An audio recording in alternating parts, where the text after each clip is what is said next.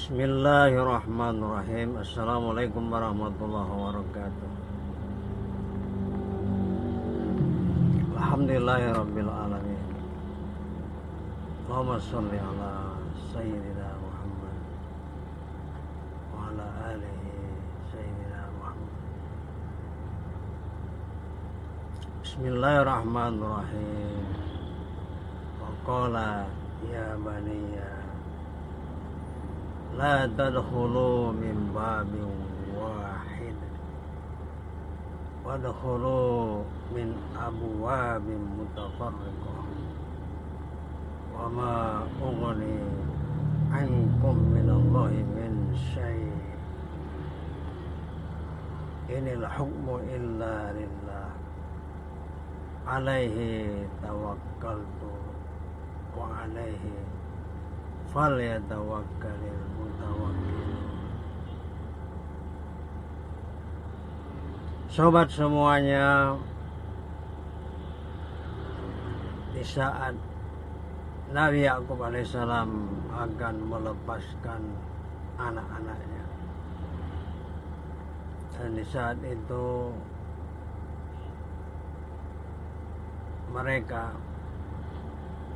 anak-anaknya Nabi Yakub alaihissalam, membawa saudaranya Yusuf alaihissalam, yaitu Bunyamin, di mana Nabi Yusuf dan Bunyamin adalah saudara satu ibu, sementara yang lainnya, yang 10 yang lain itu saudara satu ayah. Dan kita tahu bagaimana cintanya Nabi Yakub alaihissalam kepada Nabi Yusuf alaihissalam, karena akhlaknya, perilakunya, dan tanda-tanda kenabian beliau. Nah, tapi sejak Nabi Yusuf alaihissalam hilang, ya, dan sengaja dihilangkan oleh 10 saudara-saudaranya, maka Nabi Yakub beralih atau sebagai pengganti Yusuf, dalam tanda kutip, dia pun kemudian menyayangi Bunyamin, saudara seibu Yusuf. Tapi seperti yang kita ketahui, saudara sekalian, bagaimana waktu itu musim paceklik, ya, susah makanan, dan mereka, keluarga Nabi Yakub, anak-anak Nabi Yakub alaihissalam, meminta makanan ke ibu kota Mesir waktu itu, ya, dan mereka bertemu dengan Nabi Yusuf tanpa mereka sadari. Kemudian dengan cara Nabi Yusuf alaihissalam, dia pingin saudaranya si ibu Bunyamin juga dibawa kepadanya. Dengan berat hati Nabi Yakub alaihissalam, setelah dibujuk, diberikan kepastian oleh 11 anak-anaknya, akhirnya Nabi Yakub pun merelakan melepas Bunyamin bersama mereka dengan pesan. Nah, ini dia sobat, ada pesan Nabi Yakub alaihissalam. Pesannya tadi itu kita bacakan di awal, ya, dalam surat Yusuf ayat ke berapa itu, ya, ke 67, ya, atau 68, ya, 67 atau 68. Nah, apa pesan Nabi Yakub tadi, sobat semuanya? Ya baniya la tadkhulu min babin wahid wadkhulu min abwabin mutafarriqah. Wahai anak-anakku, nanti hati-hati. Setelah kalian memasuki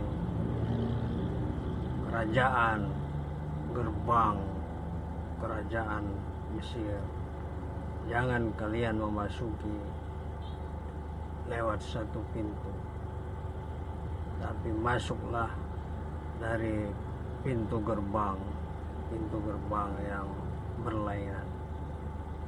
Jangan kalian berkumpul masuk dari satu pintu, tapi kalian harus berpecah masuk dari pintu yang lain, berlainan pintu maksudnya. Untuk apa? Dijelaskan sobat semuanya, agar orang tidak curiga, menghindari ain. Ain itu adalah mata-mata yang jahat, yang curiga, sehingga dengan mata yang jahat tadi orang bisa berbuat buruk, tidak baik kepada mereka, karena mereka penampilannya baik, pakaiannya bersih-bersih, tampan-tampan anaknya Nabi Yakub alaihissalam. Agar orang tidak curiga, tidak kemudian berniat jahat, maka masuklah dari pintu yang berbeda. Kemudian sobat semuanya, pesan Nabi Yakub tadi, wa ma yughni ankum minallahi min syai'. Tapi sungguh pun begitu anak-anakku, itu adalah ikhtiar kita. Apapun yang ditakdirkan Allah kepada kalian, aku tidak bisa menghindarinya. Yang kusampaikan tadi, masuk dari pintu yang berbeda, itu adalah ikhtiar dan upaya kita agar kalian selamat bertemu dengan penguasa Mesir. Tapi semua itu aku tidak bisa melepas dari takdir Allah Subhanahu wa Ta'ala. Nah, ini dia sahabatnya, ini penting. Inilah hukmu illa lillah.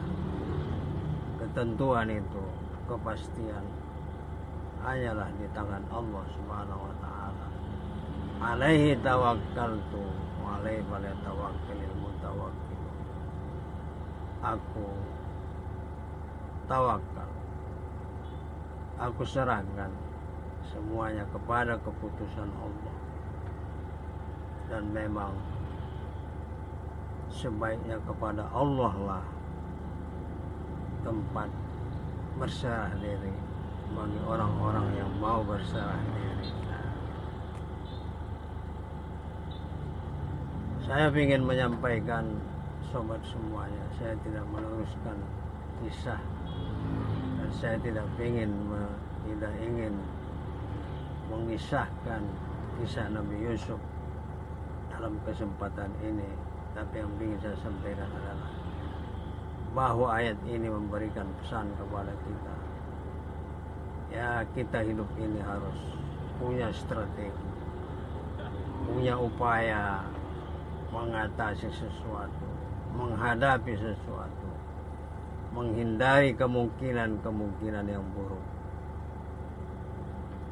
Dan setelah upaya itu kita lakukan, strategi itu kita canangkan, jangan lupa, wa ma ughni ankum minallahi min syai'. Kita tidak bisa berlepas dari takdirnya Allah Subhanahu wa Ta'ala. Kita hanya punya berstrategi, memiliki upaya, berikhtiar, tapi jangan kita memastikan upaya kita, memastikan keberhasilan ikhtiar kita. Kita selaku muslim, mukmin, tetaplah serahkan kepada Allah Subhanahu wa Ta'ala, Allah yang Maha Kuasa. Kita berupaya, itu bentuk ibadah kita kepada Allah. Kita berstrategi Itu upaya kita dalam hidup ini. Tapi ujung dari semua itu Allah. Ya Allah, aku sudah berupaya. Kau juga yang menentukan ya Allah. La haula wala quwata illa billahil aliyyil azim. Inilah tanda keimanan, tanda ketundukan, pengakuan seseorang kalau seorang hamba itu adalah makhluk yang lemah, makhluk yang tidak bisa memutuskan, makhluk yang tidak bisa memastikan, makhluk hanya berusaha berikhtiar bekerja, tapi dia harus paham ilmunya kurang, ilmunya sangat sedikit, kekuatannya sangat sedikit. Haruslah tetap bergantung pasrah kepada Allah Subhanahu wa taala. Dan setelah itu sobat semuanya, apapun yang terjadi setelah tawakal tadi, itulah takdir. Dan kita berupaya bagaimana menerima takdir dan keputusan dari Allah Subhanahu wa taala. Itulah senikmat-nikmat hidup, senikmat-nikmat menyikapi apa yang datang dari Allah Subhanahu wa taala. Baik atau tidak baiknya, suka atau tidak sukanya, bagaimana kita merespon. Itulah hakikat hamba. Kita seorang hamba menerima keputusan dari Allah setelah kita berupaya dan berikhtiar. Itu yang dilakukan Nabi Yakub, dan alhamdulillah Nabi Yakub berhasil, dan akhirnya beliau ketemu dengan Yusuf dalam keadaan sukses, bahagia, happy ending. Semoga kita juga semuanya, sobat semuanya, selalu bahagia, diberikan ujung yang baik, yang indah oleh Allah Subhanahu wa taala. Kurang lebih mohon maaf. Wallahu a'lam bishawab. Wassalamualaikum warahmatullahi wabarakatuh.